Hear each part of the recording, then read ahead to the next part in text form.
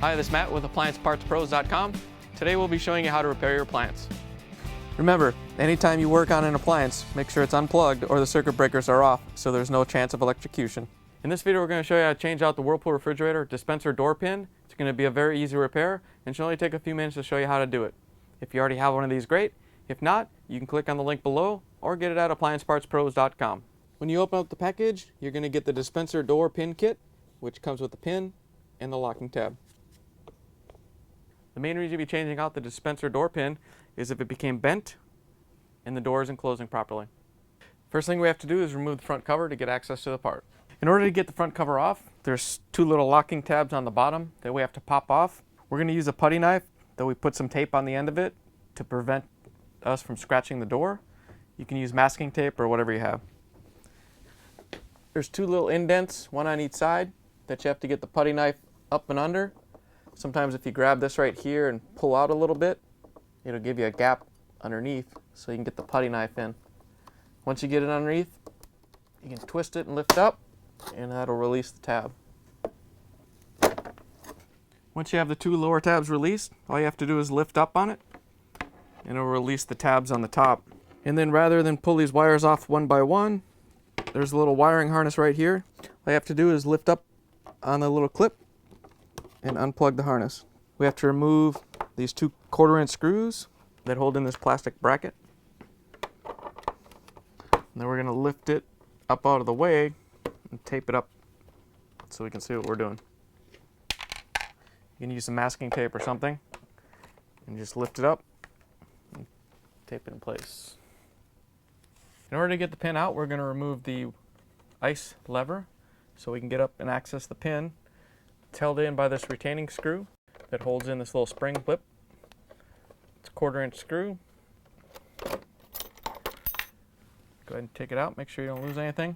And then to get the arm out, we have to go ahead and pull it out of its resting point here, and then get the arm out on the other side. There's a pin.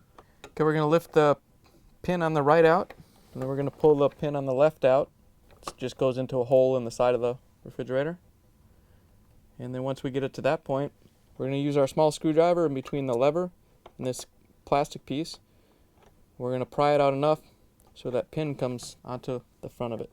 Alright, now that we have the arm almost all the way out, we can pull this plunger assembly off its holding bracket. It just slides up in there. And then we can pull the arm out so we have access to the pin up top. In order to get the pin out, we have to remove the little Tinnerman clip that holds it in and pry it off with a small screwdriver. And then we can push the pin out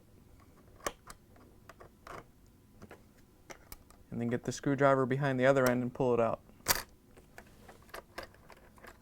As it comes out, make sure you don't lose the spring or drop the door.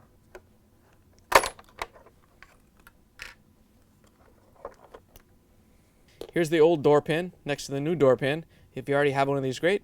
If not, you can get it at AppliancePartsPros.com. In order to put the new pin in, we have to lift the door up into place and line up the holes on the door and on the frame. And then start the pin in from the right side.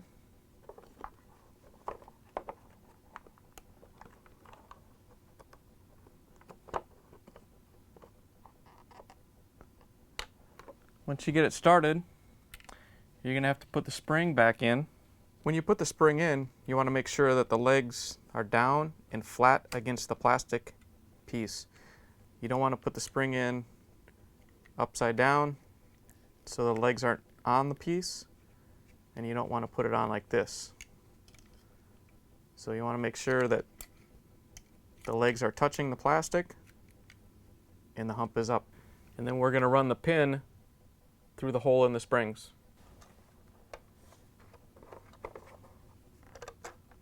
And then push it in until it goes through both sides of the spring.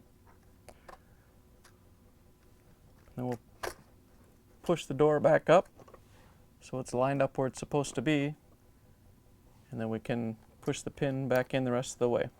You have to take the new Tinnerman and push it onto the pin. to lock it in place. Now that we have the part in, we can put the dispenser back together. All right, as we're putting the lever back in, we want to make sure that we put this little black barrel through the middle of it, through the ice arm, then put it onto its little mount.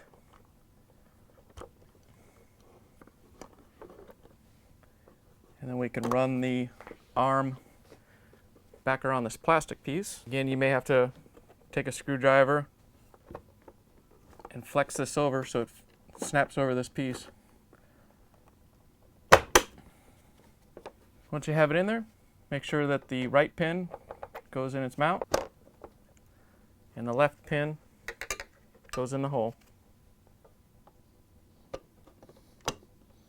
All right, once we have it back in place, we can put the little spring retainer clip in. Once you get it in place and started, don't forget to put the little paper spacer in there.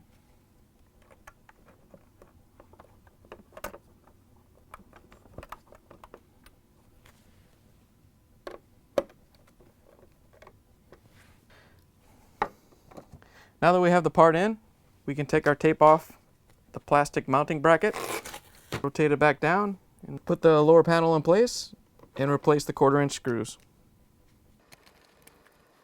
In order to put the front cover back in, all you have to do is plug it into the existing wiring harness and make sure it locks into place.